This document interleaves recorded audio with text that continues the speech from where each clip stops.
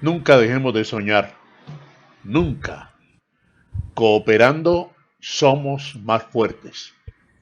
Contenidos de interés siempre en la sala de Jairo a esta hora. Gracias por acompañarnos y por participar. Nunca dejemos de Dentro de la cultura colombiana, yo no sé si en otros lares, en otras partes del mundo, se celebra hoy el Día de las Mercedes.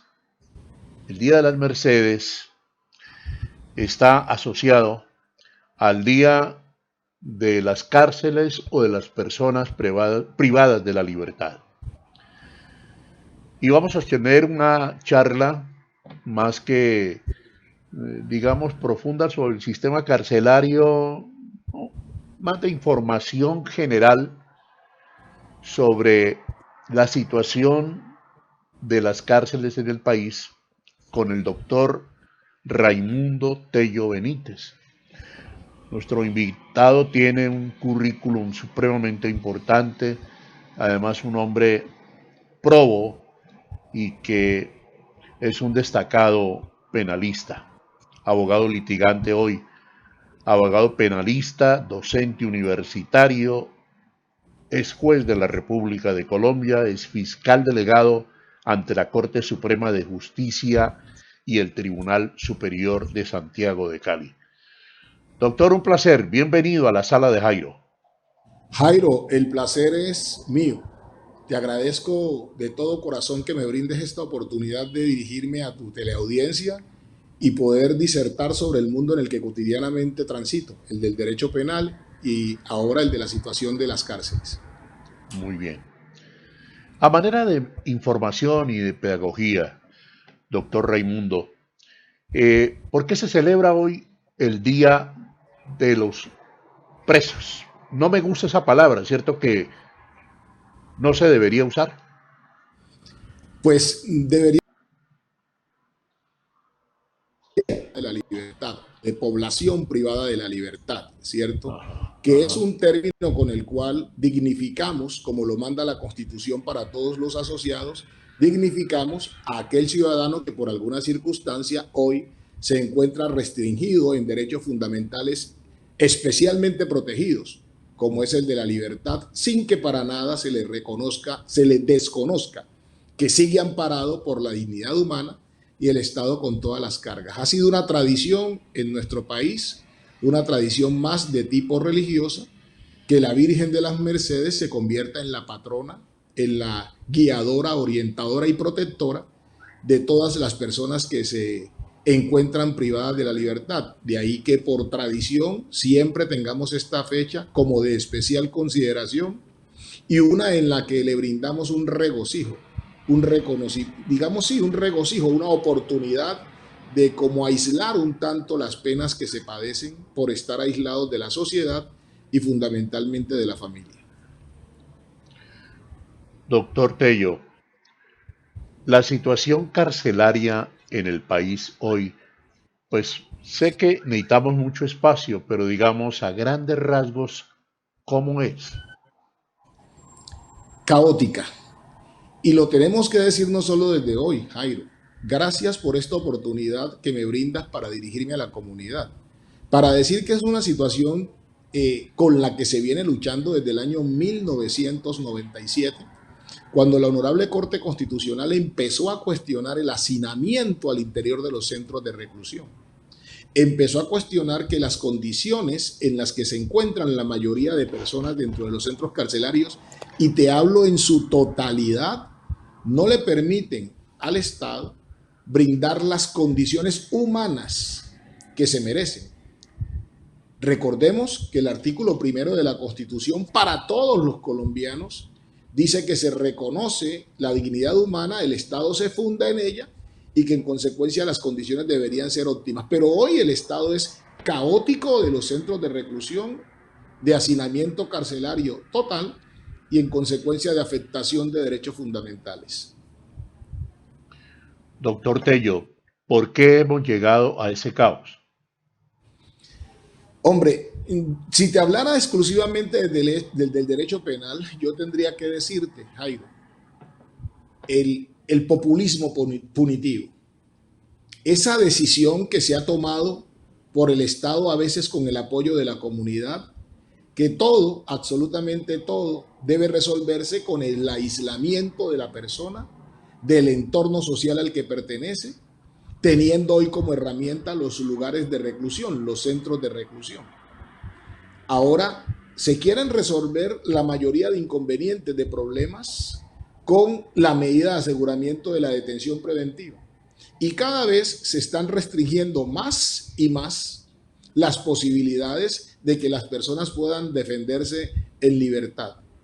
En una sociedad, Jairo, injusta, en lo que guarda relación con la distribución de los recursos hacia el grueso de los asociados. Entonces, yo le atribuyo al populismo punitivo y la actitud estatal de desprotección de su comunidad como la causa que ha llevado a la comisión de comportamientos delictivos y por esa vía, buscando exclusivamente el aislamiento, llenar los centros carcelarios. Bienvenido a la sala de Jairo, José Nicolás Urdidola Calero. Doctor Tello, estas políticas públicas para resocialización, ¿hasta dónde se han cumplido? ¿Cuál es, digamos, el problema que hay para que no se cumplan? El primer problema, Jairo, lo encontramos en el término que se utiliza aún hoy, resocialización, ¿cierto? Nuestro Código Penal desde el año 2000, es la Ley 599, modificó este término que traíamos de antes con el Código Penal anterior, que era el Decreto 100 de 1980. Hoy deberíamos estar hablando de reinserción social de la persona que está dentro del centro de reclusión, que es un concepto que paso a expresarlo de la siguiente forma, ojalá con mayor claridad hacia la comunidad. Jairo, sí, la resocialización es una tarea que se impone el Estado a través de agencias estatales exclusivamente, con las que él busca que la persona que ingresó al centro de reclusión aprenda a través de la retribución o del castigo y a través de la formación a comportarse en forma distinta a como lo hacía cuando fue llevado al centro carcelario. Pero estamos diciendo ahí una tarea exclusivísima del Estado, significando de esa forma que es el Ministerio de Justicia, en asocio de el IMPEC y en asocio de la Guardia Penitenciaria, la que hace ese trabajo. Eso se llama resocialización. Reinserción social es una figura que supera al Estado. Es una figura que además compromete a nosotros como asociados con el Estado y las personas que se encuentran privadas de la libertad, por manera que estando allá, recibiendo la educación pertinente, a su vez, esté recibiendo el respaldo, el apoyo de nosotros, que somos la comunidad. Habilitándose, por ejemplo, figuras como un permiso por 72 horas, después de que ha cumplido un determinado monto de la sanción, para que vaya a su casa, a su barrio, a su sector, a integrarse con su familia, con sus vecinos, con la sociedad, y que la sociedad lo reciba positivamente. La domiciliaria, que la persona mientras cumpla su pena esté en su casa de habitación, ya no solo bajo el control estatal, sino también asociado con su comunidad, para que cuando cumpla la pena la comunidad lo reciba positivamente. Infortunadamente seguimos hablando de resocialización porque a nosotros, a usted Jairo, a mí, nos han enseñado que la persona que llegó a un centro de reclusión debe permanecer de por vida, así sea desde el punto de vista psicológico en esa reclusión. O sea, sale de la cárcel donde se supone que recibió el tratamiento adecuado para no volverse a comportar de la forma en que llegó a la cárcel, pero nosotros lo discriminamos, lo rechazamos, no le damos oportunidades. De alguna forma, el trabajo que ha hecho el Estado, nosotros lo lanzamos a un cesto de basura porque obligamos a la persona a seguir en el entorno de donde debió salir. Entonces deberíamos estar hablando de la carga estatal de buscar el mejoramiento de la persona a través del estudio, la enseñanza, el deporte, pero a su vez que nosotros como sociedad, eso es reinserción social, lo aceptemos a través de mecanismos que van facilitando que se vaya integrando mientras cumpla la sanción. Pero doctor Tello, esto sí es muy difícil porque empleo esta palabra, estamos en pañales en eso, que inmediatamente estigmatizamos a la persona y lo hacemos casi de manera perenne. Yo le pregunto, el IMPEC, que es, el organismo que administra las cárceles del país, tiene comités interdisciplinarios para ayudar en la educación de las personas que están privadas de la libertad. La respuesta que le voy a dar, Jairo, es desde el punto de vista estrictamente legal, porque usted entenderá, no trabajo para la dependencia, no conozco el funcionamiento de la dependencia en lo que es su dinámica normal, pero sí le puedo decir qué dice la ley. La ley 65 del año 1993, que es el Código Penitenciario y Carcelario, ahora modificado por la ley 1709 del año 2014, sí imponen que para efectos del tratamiento penitenciario se tengan y se tienen. Y me dicen, son muy buenos los grupos interdisciplinarios que allá funcionan. Y en consecuencia, ellos son los que le hacen el seguimiento para pronosticar cuál es la mejor forma a través de la cual puede ayudársele a la persona que está privada de la libertad y además evaluar lo que es el estudio, el trabajo, la enseñanza, el deporte, como circunstancias a través de las cuales se puede reducir la pena a partir de un trabajo que además hacen expertos psicólogos que evalúan si el tratamiento penitenciario está siendo eficaz o no. Ahora, que esos grupos bien calificados que tiene el IMPEC sean superados por las condiciones en las que se encuentran los centros carcelarios, sean superados por el estigma que se ha creado en relación con las personas privadas de la libertad, sí escapa a ellos, sí escapa a ellos. No estoy diciendo al Estado, estoy hablando de los grupos que intentan hacer el trabajo porque al Estado lo responsabilizamos, ya no simplemente desde el punto de vista del hacinamiento carcelario, sino de las condiciones en que ha sometido a su población, que en mucho ha incidido para que muchas personas terminen en el camino del delito. Sí. Doctor, lugar me da usted precisamente para hablar de la situación social que se vive en este momento por las circunstancias de todos conocida. Eh, ¿Cómo se manejan estas personas? Es decir, ¿cómo es el trámite si una persona es aprehendida robando una libra de arroz para llevar a su casa? En principio, Jairo, si nosotros logramos demostrar, si el Estado se logra demostrar que la persona se ha apropiado, se ha apoderado, perdón, es el término utilizado, se ha apoderado de una libra de arroz, de una libra de carne, del insumo necesario para suplir las necesidades al interior de su hogar y además que esa persona se encontraba sin alternativas distintas. En ese momento, esa persona no tiene por qué ir a un centro de reclusión. Esa persona está amparado por una figura que está consagrada en el artículo 32, numeral séptimo del Código Penal, que se llama el estado de necesidad. El Código Penal es el artículo, es la ley 599 de 2000. O sea, no debería, en esas condiciones, al actuar bajo una causal de ausencia de responsabilidad, llevarse a la persona a la cárcel. Pero por lo mismo, podría esa persona estarse apropiando de la libra de carne, de la libra de arroz, no porque tenga la necesidad, sino porque tuvo la facilidad para apropiársela.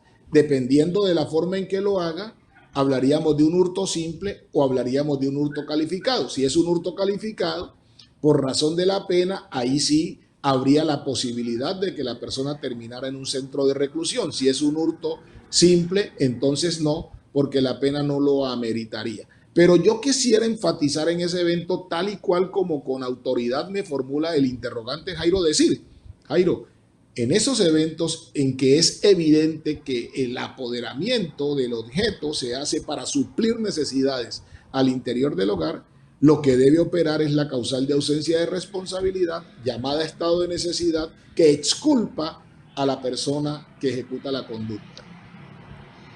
En esta sala de Jairo, Javier Mauricio Correa Arboleda, Ernei Martínez Nieves, también bienvenidos todos y pueden participar. Doctor, en este caso, excúseme la manera en que puedo presentar la pregunta simplemente de un ciudadano. ¿Hay alguna categorización de los delitos? Porque si un joven de 17, 18 años hoy comete esa falta que hemos señalado ahora, por carencia de alimento,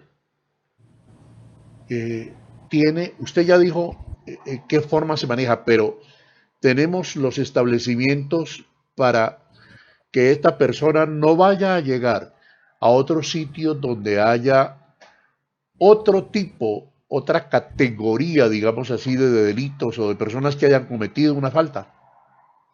Claro, Jairo me está hablando de normatividades paralelas. Hay una normatividad que se aplica para las personas mayores de 14 años y menores de 18 años, que lo llamamos niñas, niños y adolescentes. Ajá. Ese código, esas personas son investigadas a través de una ley que se llama la Ley 1098 del año 2006, que es el Código de la Infancia y de la Adolescencia. Ellos no van a ir a sitios que se llamen cárceles, ¿cierto? Porque ellos no van a que se les imponga una pena, sino que ellos van a que se les impongan medidas de protección. Entonces, aquí tenemos un sitio que conocemos, por ejemplo, como el Valle del Lili, ¿cierto? Es un lugar de protección donde se recluye a los menores de edad, mayores de 14, perdón, de 14 a menores de 18 años que hayan incurrido en comportamientos delictivos. Ojo, y donde seguirán purgando la consecuencia que se les imponga a manera de sanción, independientemente de que cumplan la mayoría de edad. Si él ejecutó su conducta cuando tenía 16 años y, por ejemplo, el juez le impuso la medida de protección de aislarlo en el Valle del Lili por espacio de 6 años, entonces 16 más 6, así contando, darían 22 años, lo que implicaría que superaría los 18. La jurisprudencia ha dicho que independientemente de que cumpla la mayoría de edad, debe seguir en ese ambiente de protección, no puede ser pasado para un centro carcelario. De otro lado, las personas mayores de edad, o sea, los de 18 en adelante que incurran en comportamientos delictivos, a ellos se les judicializa, según sea el caso, con un código de procedimiento penal que se llama Ley 600, con un código de procedimiento penal que se llama Ley 906. Ellos sí van a los centros de reclusión que se llaman cárceles porque tienen una finalidad distinta, ya no exclusivamente de protección, sino también de retribución justa y de prevención especial para evitar que incurran en el delito. Doctor Tello, con todo respeto, le quiero hacer esta pregunta a un hombre de su recorrido. Y antes de formulársela, quiero hacer este breve comentario. Deben, la palabra primera que encuentro es sentirse muy satisfechos, sus alumnos, de ver la manera como usted explica magistralmente esto de la parte jurídica, de manera que, oiga, ¿dónde es docente usted, doctor? Soy docente, primero le agradezco las expresiones, Jairo, pero le doy siempre la gloria a Dios. A Él le atribuyo cada bendición que tengo, por ejemplo, la de poder comunicarme bien. Hace 26 años ya, Jairo, Ajá. soy docente en pregrado, posgrado y maestría en la Universidad Santiago de Cali, aquí en la ciudad de Cali. Muy bien, muy bien. Doctor, ¿por qué tanta normatividad en Colombia? Y le quiero hacer esta pregunta y perdone, usted nos quiere explicar de manera sencilla, en plastilina, como dicen hoy los muchachos, Eh, ¿Cómo es eh, el entramado de la justicia en Colombia? Porque por estas horas se habla tanto de la Corte Suprema de Justicia y uno dice, Corte Suprema de Justicia. Entonces, por ejemplo, hay una noticia hoy, la tengo aquí, mire. Dice el gobierno pedirá que se revise fallo de la Corte. Entonces, el gobierno, pero ¿por qué? A ver, la Corte Suprema pertenece al Estado, un Estado que nos rige, ¿sí? Un Estado de Derecho. Entonces el gobierno dice una revisión. A ver, estamos en ese Estado de Derecho y es posible que un gobierno, y Ajá. perdone que nos hayamos saltado de pronto a lo que estamos tratando ahora, es posible, doctor, que el gobierno pida esa revisión. Jairo, empecemos tal como lo estás planteando por la Constitución. Sí, Ramas del poder público, dice el artículo 113. Son ramas del poder público, la legislativa, la ejecutiva y la judicial. Paso de una vez a la pregunta que me formulas. Rama ejecutiva, 115. El presidente de la República y los ministros o jefe de departamento administrativo, ellos son el gobierno. Ellos son el gobierno. Y ahí nos dicen en ese artículo 115 que el presidente es jefe de Estado, jefe de gobierno y suprema autoridad administrativa. El 116 de la Constitución habla de la otra rama del poder público, que es la rama legislativa. Allá es donde vamos a encontrar a la Corte Suprema de Justicia, cada una jugando su rol. En el caso que me estás planteando, la Sala de Casación Civil de la Corte Suprema de Justicia ha fallado una tutela con la que le imparte órdenes al gobierno. Recordemos que el gobierno es artículo 115 de la Constitución, el presidente de la República y los ministros. Ha impartido la orden de que ellos, primero el ministro de Defensa, como apéndice de defensa de la presidencia, debe pedirle perdón a la comunidad, y de segundo lugar, que debe restringirse, limitarse, excluirse el uso de una escopeta con la que ya se han causado varias muertes en el país.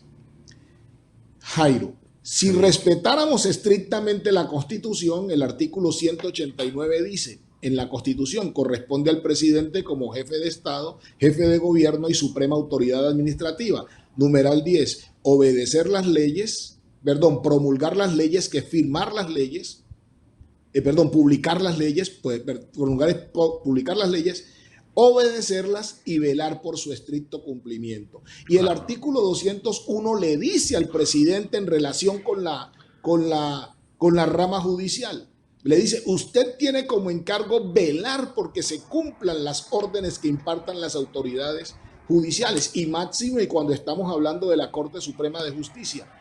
En ese sentido, es el tono, Jairo, es el tono. Las que se pueda pedir a la Corte Constitucional que revise la decisión de la Sala de Casación Civil, claro que el gobierno está legitimado para hacerlo. Además, es de derecho. Así se desprende del artículo 86 de la Constitución, ¿cierto? Así se desprende. El tono con el que se habla descalificador de la decisión, eso es lo reprochable, porque ese tono descalificador es lo que va en contravía de las normas constitucionales que te he citado. Que se pueda revisar, claro. El gobierno acatará la decisión tomada por la Sala de Casación Civil de la Corte Suprema de Justicia y cumplirá sus órdenes. No obstante, seguimos convencidos que hemos procedido conforme a derecho. Por eso le pediremos a la Defensoría del Pueblo que le pida a la Corte Constitucional la revisión de la decisión. Listo. A nosotros no nos enseñarían, Jairo, a estar reprochando, a estar atacando a las autoridades, a estar cuestionando, sino a respetarlas independientemente de que ejercitemos nuestros derechos. muy bien, doctor. Un Estado de Derecho, no sé, a ver, perdón por la palabra, usted me corrige bien pueda, doctor, muy garantista, o sea, damos muchas vueltas con muchos artículos, ¿no le parece? Porque si la Corte Suprema de Justicia ha dicho, el gobierno tiene que pedir perdón, entonces, ¿qué instancias siguen? Porque vamos como a un círculo de una cantidad de Perfecto, Jairo. artículos. A ver, doctor. Perfecto. En la Constitución, y tú tienes a la mano para apuntar el artículo 116, dice que Sí. además de la Corte Suprema de Justicia, además de la Corte Suprema de Justicia, hay Sí. otros órganos de cierre de la Administración de Justicia. Otro de esos órganos es la Corte Constitucional. La Corte Constitucional tiene unos encargos y entre ellos tiene como encargo, mira ahí el 116, y luego pasas al 240 y 241 de la Constitución. A la Corte Constitucional le encargamos la Ajá. revisión final de las acciones de tutela que se hayan interpuesto. Por eso, sí, en materia de tutela, la Corte Constitucional termina siendo una instancia superior de todas las demás cortes. Tienes ahí a la mano el 116, ¿cierto? Yo tengo aquí, sí, aquí tengo la Constitución Política de Colombia. Me Y la una dio un muy buena, la querido, de Legis. sí, estoy bien. Voy al artículo 100. Si quieres, empieza con el 113, que ahí te dicen cuáles son las ramas del poder público. Causales para adelantar procedimiento correctivo y No, no. sancionatorio. No. 113, pero de la Constitución. Creo que estás leyendo un suplemento. Ah, En perdón. la pri Pues sí, claro que sí. Ah, sí, sí, sí, doctor, me fui más allá, sí. Ajá, Perdón. Entonces, 113. artículo 113. 113, ya voy a llegar. Ay, qué bueno esto, realmente tener la carta aquí a la mano. 113. Estoy en el 114. Aquí sí está esto muy bien. Ah, claro. Doctor, estamos hablando del título quinto de la Organización del Estado, capítulo 1 de la Exacto. estructura del Estado, 113. Son ramas del poder público, la legislativa, la ejecutiva y la judicial. Luego, ¿quién es el gobierno? 115, por favor. Rama ejecutiva, 115. 115. Sí. El presidente de la República es jefe del Estado, jefe del gobierno y suprema autoridad administrativa. El gobierno Sigue. nacional está formado por el presidente de la República, los ministros del despacho y los directores de departamentos administrativos. Y pasamos a la rama judicial, 116. Rama judicial. ¿A qué parte voy aquí de...? 116, el que sigue, el que sigue. Ah, el El que sigue, 116. Ah, bueno, 116. creí que había que pasar a No, ahí otra parte. seguimos. Este artículo fue modificado el Sí, por 3202, artículo primero. acto La, legislativo. la Corte Constitucional, la Corte Suprema de Justicia, el Consejo de Estado, el Comisión Nacional de Disciplina Judicial tiene dos asteriscos. Ah, sí, porque hoy todavía no tenemos implementada la Comisión Nacional de Disciplina Judicial, sino que sigue actuando el Consejo Superior de la Judicatura, sala disciplinaria. La ¿Te acuerdas Fiscalía que hace unos General días de la ¿Te Nación, acuerdas que hace unos días, Jairo, sí señor, escuchamos la noticia que el Consejo de Estado había dado la orden y la Corte Constitucional había dado la orden de excluir a dos magistrados del Consejo Superior de la Judicatura? Es porque ya estamos en la tarea de implementar ese Consejo Nacional de Disciplina Judicial. ya. La Fiscalía General de la Nación, los tribunales y los jueces administran justicia. También lo hace la Perfecto. justicia penal militar. Podríamos cortarlo ahí, ¿cierto? Ahí tú observas que de un lado se habla de la Corte Constitucional y de otro lado se habla de la Corte Suprema de Justicia.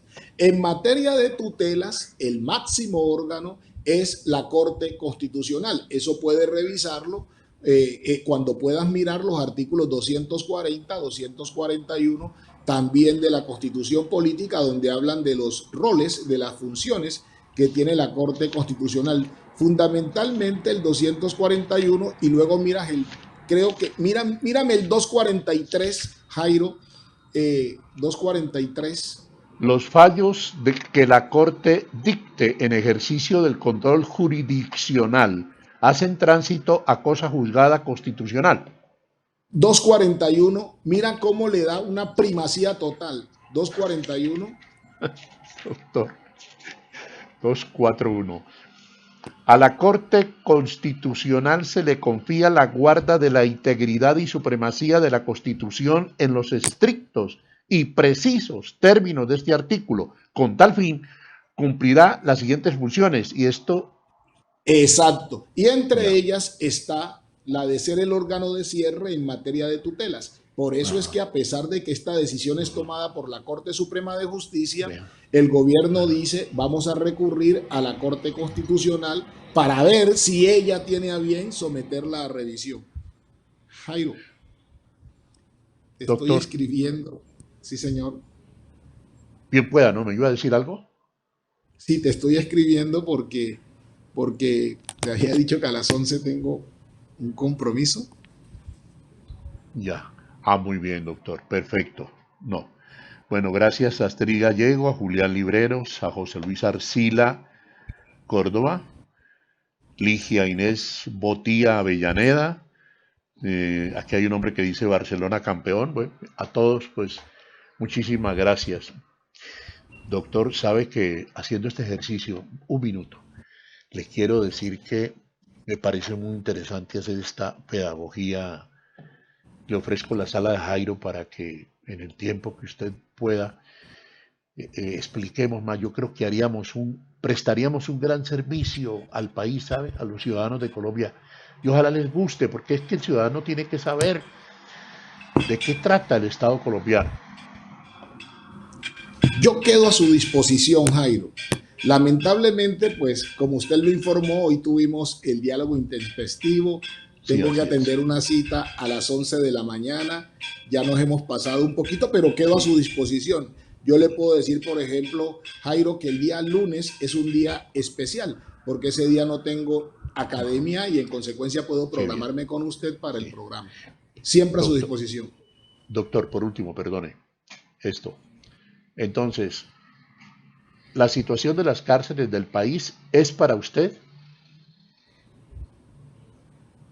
Un problema estatal de renuncia a garantizar el reconocimiento de la dignidad humana de las personas privadas de libertad. Un problema estatal de incumplimiento de los deberes con la sociedad que impulsa a muchas personas a la comisión de delitos.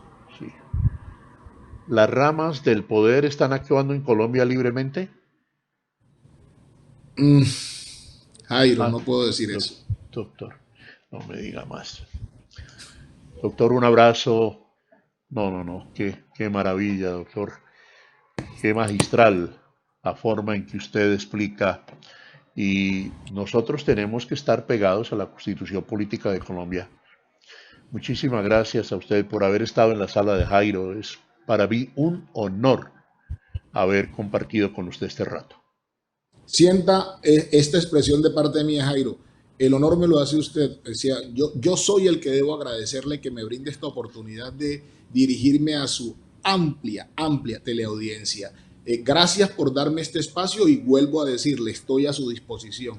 En oportunidad pretérita o posterior que usted lo disponga, estaré ahí para poder servirle. Muchas, pero muchas gracias y me excusa que tenga que No, no, ausentarme no, de no, este no. espacio tan grato que tenemos. Oye, Comprendido, doctor. Muchas gracias, doctor Raimundo Tello Benítez, abogado penalista, docente universitario, ex juez de la República de Colombia, ex fiscal, ex fiscal delegado ante la Corte Suprema de Justicia y el Tribunal Superior de Cali, abogado litigante y docente de pre, de post, de maestría en la Santiago de Cali. Muchísimas gracias, doctor. Bien pueda usted, puede partir a su cita jurídica. Beatriz Eugenia Franco Quintero también ha ingresado a la sala de Jairo. Siempre a las 10:30 vamos a estar con ustedes con estos temas de interés. Toda mi vida he creído que uno está frente a un micrófono, frente a una cámara, para presentar información verídica, para dar conocimiento a tantas y tantas cosas que un medio de comunicación puede servir, para dar a conocer noticias interesantes que también se dan y mucho. De manera que esa es nuestra vocación o nuestra filosofía o nuestra línea editorial al hacer un programa de este tipo. Además, uno sentirse acompañado por las personas que estoy viendo yo aquí que han ingresado a este chat, pues se hace además muy placentero y más responsable.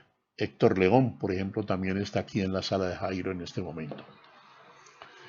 En verdad, estamos muy necesitados los colombianos de saber mucho sobre nuestra constitución política de Colombia para que sepamos qué derechos